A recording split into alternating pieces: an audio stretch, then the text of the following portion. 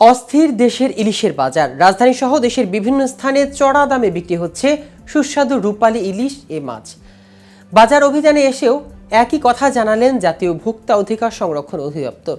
প্রতিষ্ঠানটির মতে, ভারতে ইলিশ মাছ রফতানির খবরে অসাধু ব্যবসায়ীরা অযৌক্তিকভাবে এর দাম বাড়িয়ে দিয়েছেন। কিন্তু আসলে কি তাই, নাকি দেশে ইলিশের সংকটের কারণে দেশের বাজারে চড়া মূল্যে বিক্রি হচ্ছে রূপালী ইলিশ? ইলিশের বাজারে অস্থিরতার মূল হোতাকে, এই রহস্য উদ্ঘাটন করা হবে আজকের ভিডিওতে। কেটিভি নিউজ 24 চ্যানেল থেকে আপনাদের সাথে আছি আমি মাহমুদুর রহমান সিয়াম।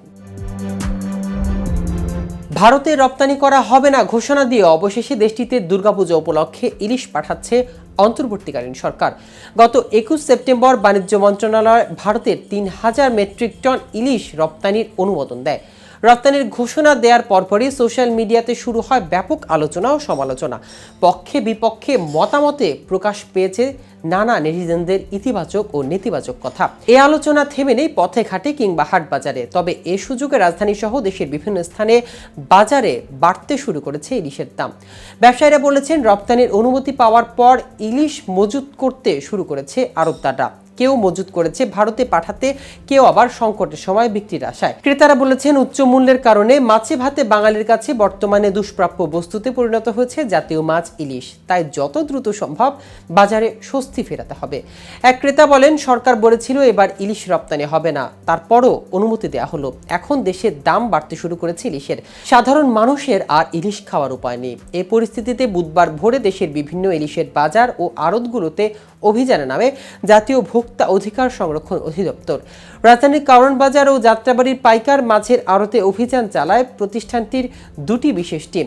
বাজার অভিযানে এসে ইলিশের বাড়তি দামের প্রমাণ মেলে, যা বললেন প্রতিষ্ঠানটির ঢাকা জেলা কার্যালয়ের সহকারী পরিচালক আব্দুল জব্বার মণ্ডল। তিনি বলেন, আড়তদাররা যে দামে ইলিশ বিক্রি করছেন সেটি যৌক্তিক কিনা তাতে সন্দেহ রয়েছে। বিক্রিতে পাকা রসিদ দেয়া হচ্ছে না, ফলে খুচরা ব্যবসায়ীরাও দাম বাড়ানোর সুযোগ পাচ্ছে।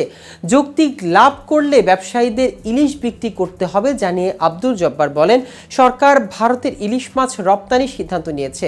এ খবর জানা মাত্রই মাছ ব্যবসায়ীরা অযৌক্তিকভাবে কেজি প্রতি 200 থেকে 300 টাকা দাম বাড়িয়ে দিয়েছে।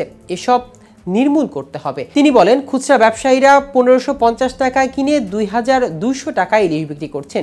প্রায় 650 টাকা বেশিতে বিক্রি করছেন ইলিশ মাছ। মুনাফা অতি লোভে করুণ চিত্র এখন মাছের বাজারে। সারা দেশে একই অবস্থা। এতে ভোক্তা সাধারণের ক্রয় ক্ষমতার বাইরে চলে যাচ্ছে ইলিশ। অভিযান শেষে আবার বাড়তি দামে ইলিশ বিক্রি হচ্ছে, এই কথা জানিয়ে আব্দুল জব্বার মণ্ডল বলেন, দামের পাশাপাশি ওজনেও কারসাজি করা হয়। অসাধু ব্যবসায়ীরা এর মাধ্যমে ভোক্তাদের ঠকে আসছেন। তবে অভিযান শেষে জাতীয় ভোক্তা অধিকারের তদারকিতে এই দল জানায়, কেনাবেচার রসিদ সংরক্ষণ করা গেলে আবারও সাধারণ মানুষের হাতের নাগালে চলে আসবে ইলিশ মাছ। পাশাপাশি ব্যবসায়ীদের মন মানসিকতাও পরিবর্তন করতে হবে। জেল জরিমানা করে এসব ঠিক করা যাবে না। আমরা অ্যাকশনে যেতে চাই না। তো দর্শক, আজ এ পর্যন্তই। নিত্য নতুন সকল আপডেট পেতে কেটিভি নিউজ 24 এর সাথেই থাকুন। ধন্যবাদ সবাইকে।